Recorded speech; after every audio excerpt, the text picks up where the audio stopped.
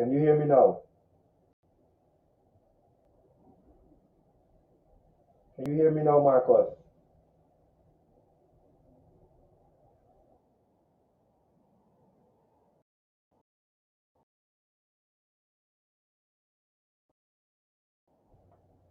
Okay, I can hear myself. So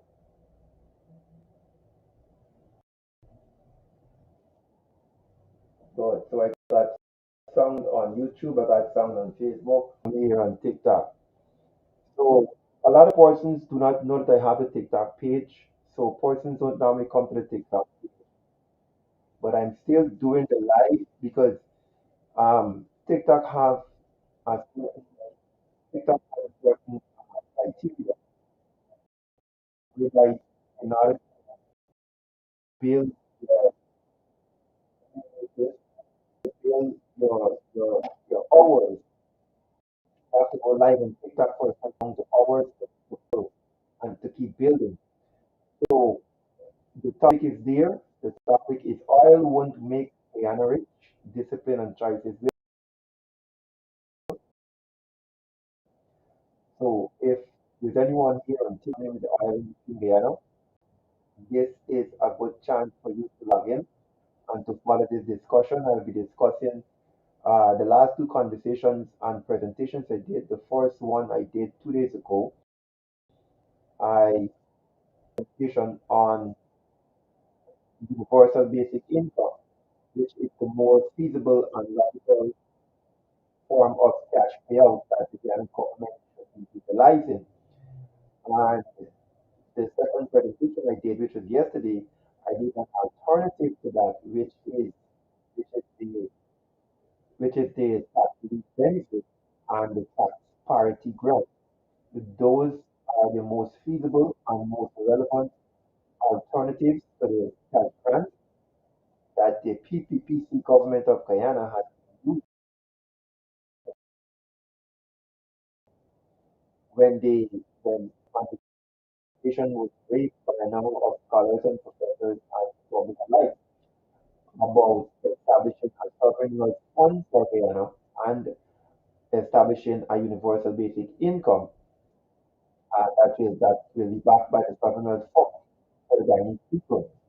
It was the current second vice president, and he is Mario Jagdeo, and the current president also who refused kindly to engage that conversation to set up a functioning, a well thought out and functioning sovereign wealth fund and effective universal basic income for the Chinese people. They would have refused to to venture into that direction to establishing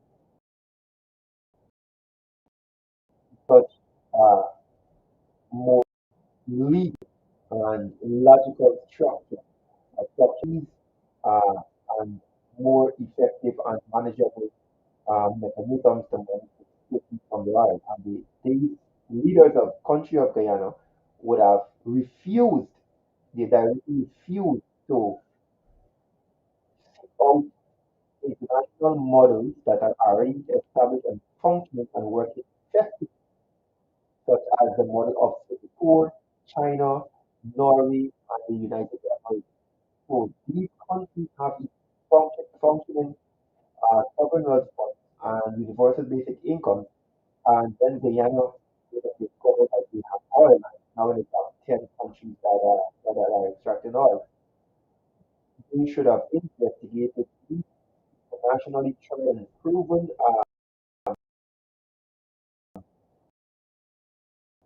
funds and income based on Guyana that they refuse, right? Yes, I see you, Avinash.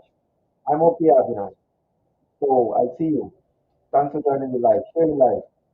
So um, right now, what they're doing, they're focusing on issuing willy-nilly cash grants to the citizens of Guyana, and it is ineffective, it is unconstitutional, it's illegal, and they're doing it in as a political gimmick, right? As I discussed in the last video, what the government of Guyana is doing when you collect your cash grant, you're being forced You're being forced, the government of Guyana is forcing the people when they collect their check, they're forcing the people to hold a check up in front of their faces like this,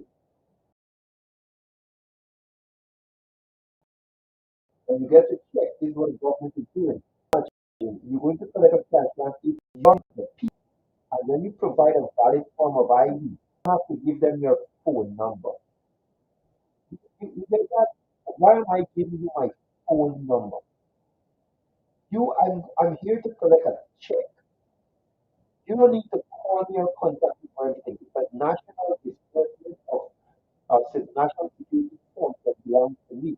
And you can collect a check. That's all I'm here for, a check. And I have to give you all of my data, which you already have. You have my address in the central database. And I'm presenting my national ID card or my passport. And you're telling me now that I have to take the check and I have to hold the check up in front of my face like this. This is what the PDP government is doing to the people of Sudan. When they collected their cash grants, they have to take the draft of the check. This is the level of idiocy, the level of dictatorship, the level of mediocrity, the level of stupidity of the PPPC government of Guyana. They have, when they issue cash grants to the citizens of the country, they are forced against their will to hold a check up like this in front of them. This is a real check. This is a real check on this bank and all the amount on this check and the name on the check. This is a real check. I want to show it on screen. You have to hold the check in front of your face like this and take a photograph for the government of Guyana. Then they take your phone number. So the last time the government of Guyana made this argument to the city, and they took the cell phone numbers of the city. What they did is that information, that information, and they kept it and used it. They kept it and used it during the 2025 election campaign. Now they have your ID card information. Now they have your phone number. What the PVP government of Guyana, what they did, they started calling persons. They started calling citizens of the Cooperative Republic of Guyana, asking them about the cash grant that they collected and requesting that they vote for the PVP. We asking them that's bribery. What the government of Guyana is doing, they're using the cash grant as bribery. They're using it to secure loyalty. And that these things that the PPP government of the cooperative is known as Guyana. What we're doing is dictatorship, corruption, it's deceitfulness. It clearly shows that they are incompetent. It shows that they are mismanaging the funds and they are putting out propaganda, sensation propaganda that Guyana is the fastest growing economy in the world when you have over 60%, over 70% of your population living in poverty. The fastest growing economy in the world. They claim to be the fastest growing economy in the world. That's what the PPP government of Guyana is promoting to the world. That Guyana is the fastest growing economy in the world. But Guyana has one of the highest inflation rates in the Caribbean. Guyana has the index in the world. Guyana has the highest rates in the world. Guyana has people who are earning, citizens who are earning a meager 500 US dollars per month. 500 US dollars per month, and the average rent is 300 US dollars per month. How does that make sense? How can a citizen of Guyana have a good life? How can they live comfortably when you earn an average salary of $500 per month, and your rent, just the rent alone, is $300 per month. Make that make sense? And the government of Ghana, PPPC government of Ghana, has refused to raise the salaries of the teachers. The PPP government of Ghana refused to raise those teachers' salary by a meager 15 or 20%. They gave them 10%. And out of that 10%, it has to be taxed, sorry, at 33%. So if you give them 10%, if you give them $1,000, you're actually taking back $330. That is what the PPPC government of Ghana is doing to its citizens. That is what they do to the citizens. And they are giving the citizens false hope with false promises that they will receive betterment whenever they decide to give them that help.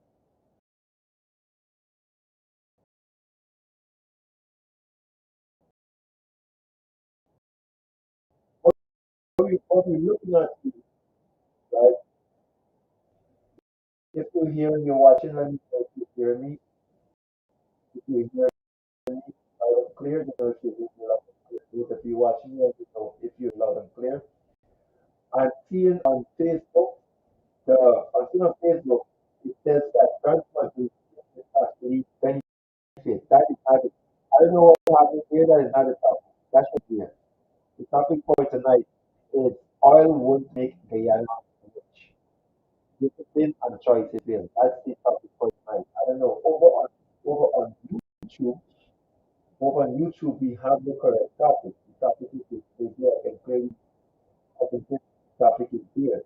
So we are discussing the and the oil and Property Republic of Guyana. For those of you just browsing through and checking the live, the topic here is oil won't make Guyana rich, discipline and choices will. So we are investigating and discussing the cash grant and the use of the oil resources of the Republic of Guyana. If you are here on TikTok, please start to send some likes. If you're here in TikTok, send some likes and let's boost the likes. If you are watching it over here, this is TikTok over here. If you over here, you watch on YouTube. If you watch on YouTube right now and you have not subscribed to the channel, please subscribe to the channel right now. Click subscribe and click the notification button so you can receive updates when we go live. If you're also here watching on Facebook, please click the follow button on the on the on the heart page. Please click the follow me on Facebook. You'll see me on my. There's some kind of mix up when I added the channel. So you'll be seeing me on Facebook on my personal page. That is A. Paul. If you click on my name, my information will come up. And click on the one of my page, which is the Harpy, and I want to like you to like and follow the channel the Harpy. So I'm urging you to like and follow my page, the Harpy Facebook, uh, my channel on the Harpy on YouTube, and my channel also on TikTok, the Harpy. Let's get into what I really came here to discuss, guys. And I I have it here. I will do a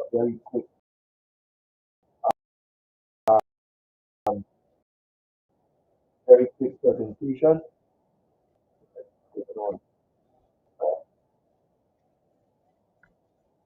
So I'm gonna do a quick presentation as I always do. Quick presentation as I always do. So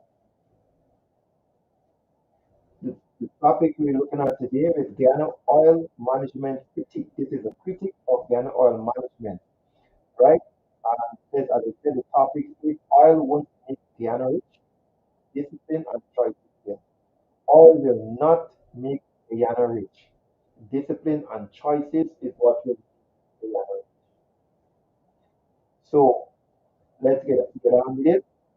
So, let's get on with it for introduction. Natural resources do not determine a nation's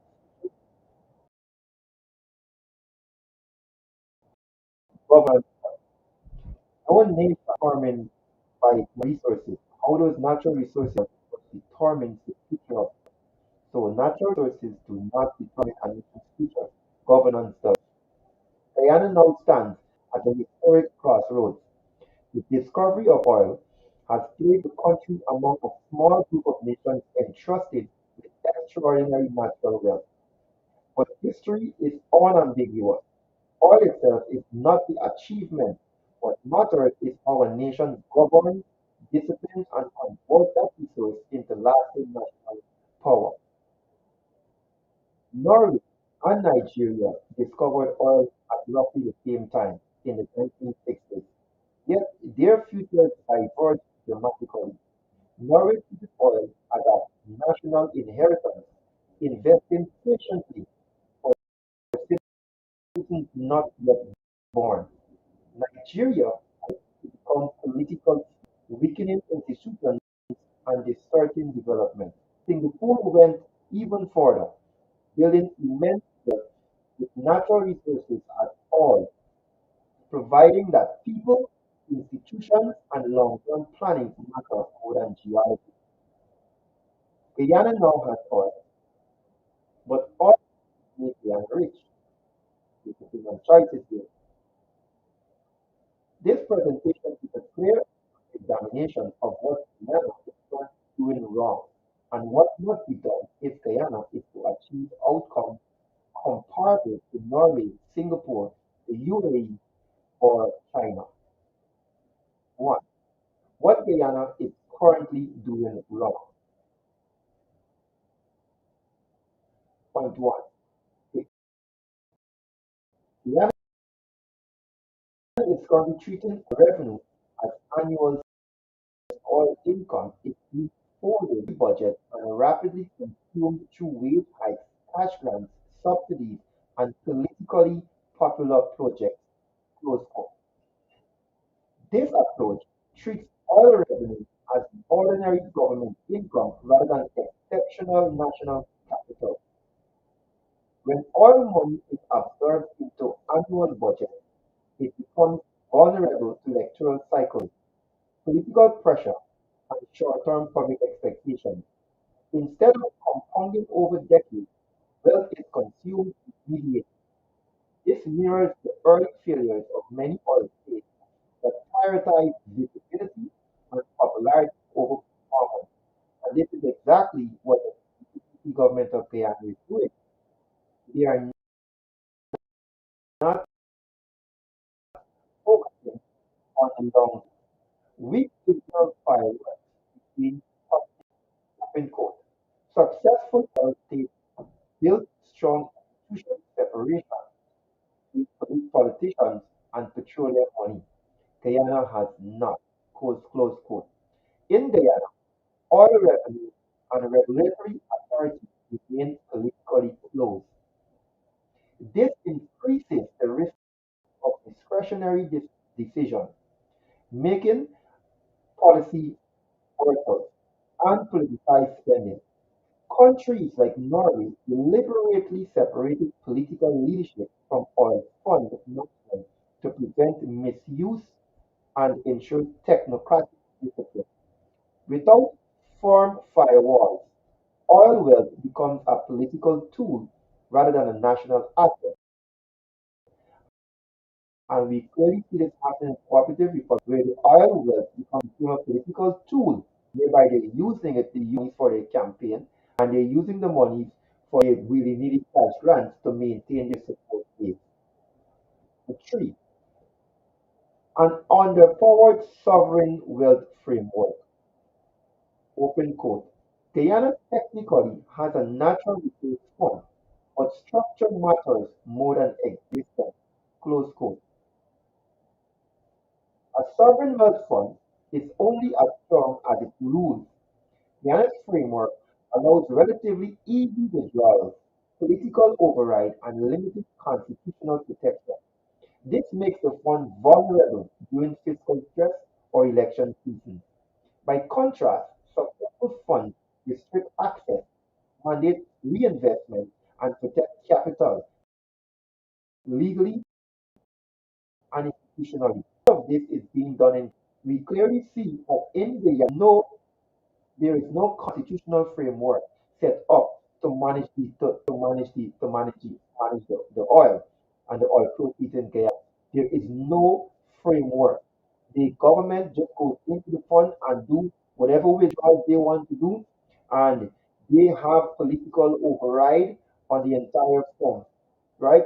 And there is limited constitutional protection because the government has not seen fit to table and present and put into place the necessary legal framework to deal with the oil resource. Four, failure to convert oil into productive assets. Open quote. Oil-rich success stories convert oil on the ground into assets above ground. Current spending patterns emphasize consumption rather than transformation.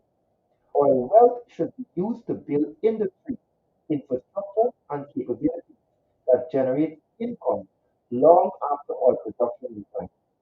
Without converting oil into export capacity, logistics power, and skilled human capital, the country risks maintaining dependence on oil rather than transporting it.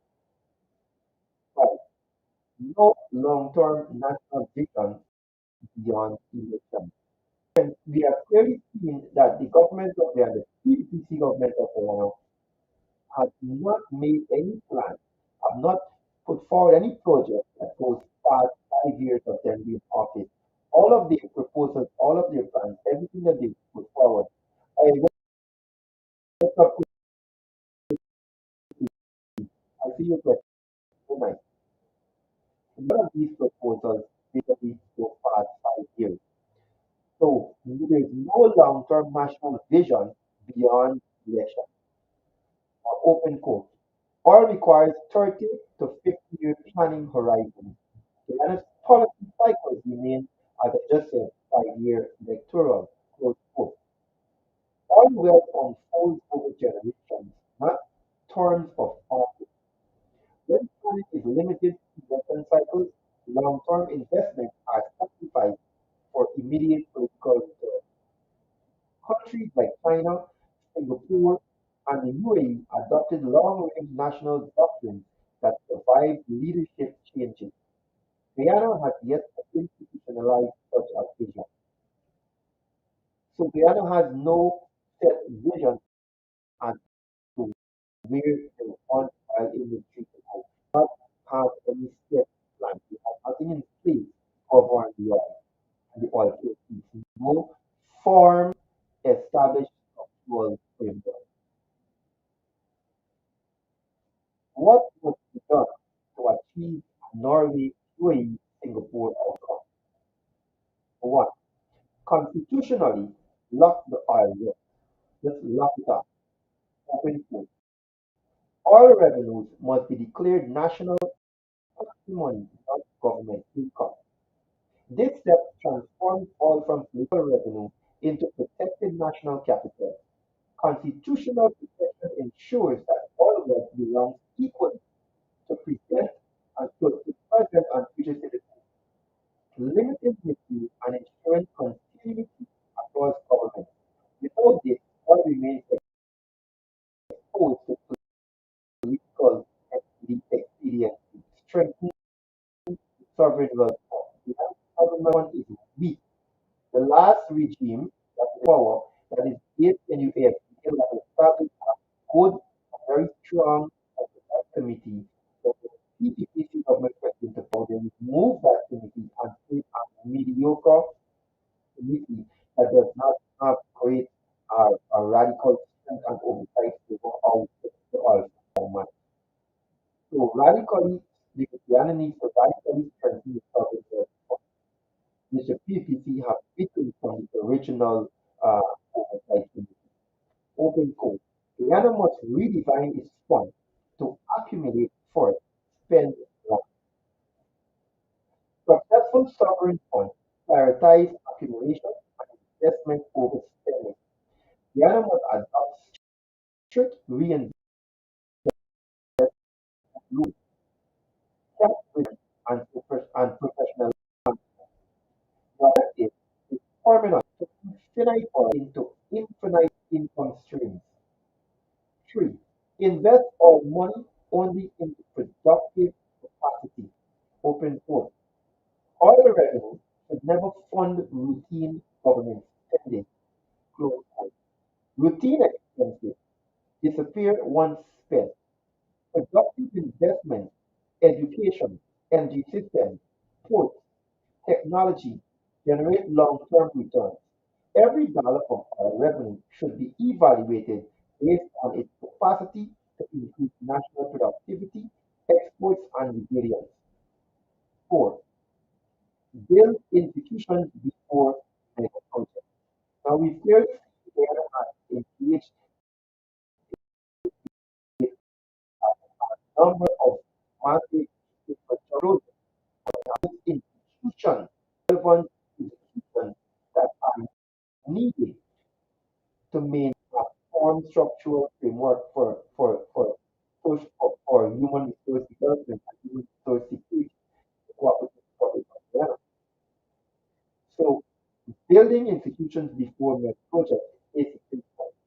Because institutions outlast oil. Close quote. Physical infrastructure means little without strong government. Independent regulators, professional civil services, credible courts, and transparent oversight create the foundation for sustainable growth. Singapore's success was built on rules, not resources. And we clearly see in Guyana, these institutions have been politicized in Guyana. The court of service in Guyana has been politicized. So there's no separation. There's no separation between the politician and, and autonomous agency. The politicians control everything. In Guyana, there is a clear dictatorship. Five, establish a national post-oil doctrine. Open quote. Every successful oil state plans its own irrelevance to oil. Close quote. The ultimate success of oil policy is no longer needing oil. Guyana must define a future economy that can thrive without petroleum, one driven by diversified exports, skilled labor, and strong institutions. Oil should be an accelerator, not a permanent crutch. Now, in the Cooperative Republic of Guyana, the P government is using oil as a crutch to protect itself and keep them in power. Open quote. Now Guyana has oil, but oil itself is not the achievement. What we do with it is. Close quote. History has already delivered its verdict. The pathways are known. The examples are clear. Nations that choose discipline, institutions, and long-term thinking transformed oil into enduring prosperity. Those that choose short-term politics paid a lasting price. Guyana's moment is not about discovery, it is about decision. The only real question is whether Guyana will choose short-term politics or a future that really belongs to every Guyanese present and unborn. So oil makes Guyana rich. Discipline and choice is really important for all Guyanese to know and understand that the oil is not rich. Just having oil does not make a nation rich, right? Just having oil does not make a nation rich. Manage, Managing the oil is what makes a country rich. And managing the oil comes from discipline and the choices they make in terms of how they manage the oil. And we've clearly seen that in the cooperative republic of Guyana, they have very poor discipline and very weak management skills. So the fact that the PPC government of Guyana has refused to go completely behind the establishment of well thought out and effective sovereign wealth fund to support and, and, and fund a standard clearly tells you that the PPC government and the leaders within the party do not have the people's interest at heart. They care very little about the general welfare of the Guyanese people. And that is the issue that we are having right now. Right? So we let me just check the thing quickly, see what's happening with the slide, make sure it's up good, right? So I don't want to keep you here long tonight. I was actually I was here I was here last night and the night before. Like I said, the first presentation I did, I focused on the cost of basic income. So you can go back and watch that slide. And also I have an article, two articles that I wrote about sovereign wealth fund universal basic income. Those articles are on my Facebook page. You can find them August of 2018, all the way back on my Facebook page. So August of 2018, you'll find those two articles that I wrote. Those two articles I wrote. One is titled, one is about sovereign wealth fund, and one is about the universal basic income. So 2 nights ago, I came here and I did a presentation and I did a presentation on that. And yesterday I did a presentation on alternatives to the sovereign wealth fund universal basic income can be utilized, or another aspect that can be tied in to the universal basic income. What I discussed last night is actually what is called a tax relief benefit for employed persons and the tax parity grant for unemployed persons. So all adults in Guyana over the age of 18 will be able to benefit either from a tax benefit if you're employed or a tax parity grant if you're already as just went through a bit of information to you, while oil won't make you rich. Proper leadership, discipline, and good management, that is where the choices that the leaders make will determine if Guyana will become rich in the future. Because right now, the direction in which the government of Guyana is taking the country, the way in which they're managing the resources of the country, we see a clear decline. We see a clear downhill trend of destruction and waste of mismanagement of all the state funds by the PPC government of Guyana. This is a political party that uses the oil revenue to really about cash grants to secure loyal and respect from the Ghanaian people. And it has come to become dependent on these cash grants. And for this year Christmas, they failed to issue the cash grant to the Guyanese people, which is very devastating and it damaged the hopes and all the dreams of many Guyanese who were unable to have an enjoyable Christmas because they did not receive the promised $100,000 cash grant from the PPP government of Guyana. And remember that 100,000 cash grant is a mere $500 million. Just imagine you've been waiting for months. You've been waiting for since September. You promised it in September. And then we go September, October, November, December. You're waiting 4 months. And 4 months after, you're expecting to get you went and you voted in confidence that this government is going to give you a bit of an incentive for voting for them in the election. And then when the time reach for the incentive, you do not give you the trust and the flowers. The PPC government cannot be trusted with our finances. The PPC government cannot be trusted to manage our natural resources. The PPC government cannot be trusted to oversee and to have engagement with other international organizations, corporations, and bodies with regard to our natural resources and how the economy functions in the Cooperative Republic of Guyana.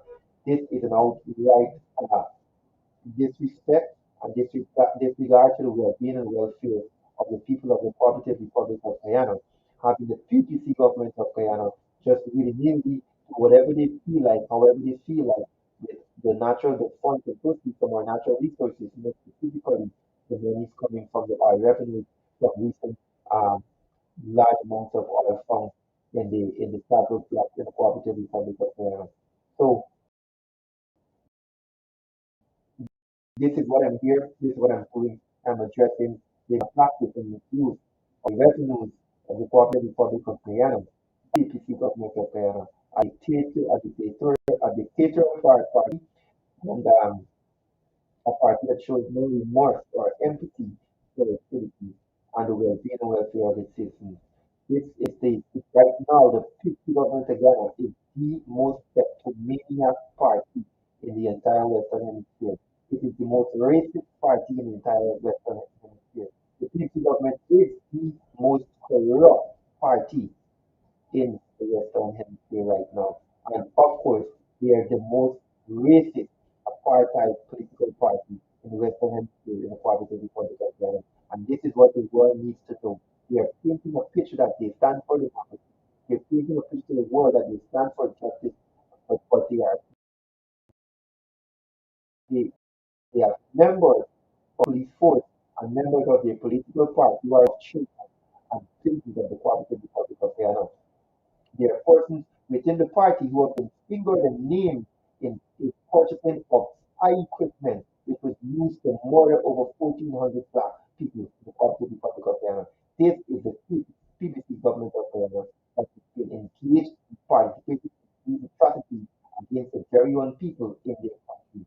They have purchased the 7,800 CSM spy equipment from from, a, uh, from, from an international company out of Florida. The equipment was purchased by former Minister of Health Leslie Ramsey and it was sent to an internationally known, charged and convicted criminal in the Florida plan. The PDP government of Ghana the government purchased the equipment and gave it to an internationally known drug dealer who used it to go around finding, searching, and stealing out PDP and murdering them. PDP government of Ghana responsible for that. That is what they have done in the Popular Republic of Ghana. And they speak about being peaceful, they speak about justice, and they're the ones who created the most injustice in the Cooperative Republic of Ghana. Back in the 60s, from 1962, 1964, they so destabilized the Ghanaian economy. The PDP government are the ones who got fire and tied all the sticks on cattails and lose the tax into the cane fields to damage the sugar industry, to dismantle the economy of the Cooperative Republic of Ghana. These are things that the previous government of Ghana has done in the country, and now they walk around talking about they're the champions of democracy and that they believe in freedom of justice and they believe in equal rights when they are the ones that are the most corrupt, the most vile, the most criminal act that the party has experienced in the country of Ghana from 1964 to present. The PPPC government of Ghana has destroyed the country, destroyed and run the economy finance into the ground, and they have basically converted through money laundering. It is evident, the evidence is very clear through a number of boot projects that they've in that shows that they have engaged in money laundering. So I want to get that out there tonight to those of you who don't know that the PDP government of Guyana is the most corrupt, most racist, apartheid political party in the entire Western Hemisphere in the world right now. The PDP government of Guyana, they are the most corrupt, racist, apartheid government in the Western Hemisphere right now in the entire world. And this is what they have engaged in economic genocide in the Cooperative Republic of Guyana. They have engaged in the destabilization of the economy. They have engaged and participated and contributed to mass murders of black people in the Cooperative Republic of Guyana. They have participated and engaged in many atrocities. The members of the party have engaged in sex offenses and have not. None of them have been tried and jailed for these crimes, these criminal acts that they have committed.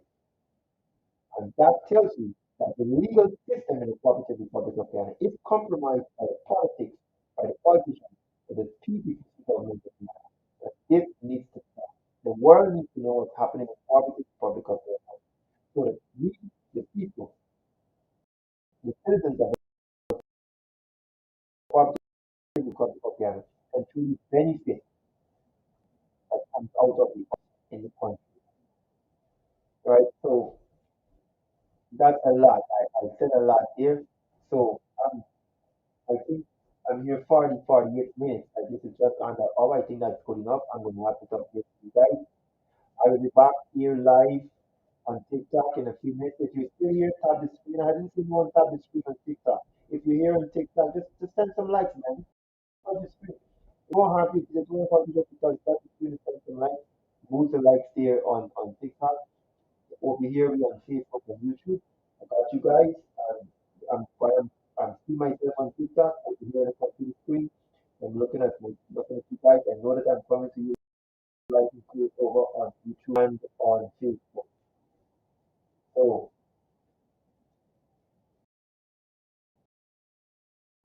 that's it. That's it for now. I'm on TikTok, right? And when it's like this next on TikTok, I'll be when I begin to talk, I'll be taking you guys for a drive. I'll be taking the TikTok for a drive. But over here in America, I'm not gonna take you for a drive and show you outside, show you what it looks like. I gotta make two stops to see two people, so you'll be part of that. That's the life that you'll be part of. Thank you guys for coming. Thank you for listening. Thank you for being here. And I hope you enjoy the rest of your evening and the rest of your weekend. TikTok, see you guys in a few minutes again from now. YouTube, YouTube and Facebook. I'll see you guys again. I'll see you guys again tomorrow.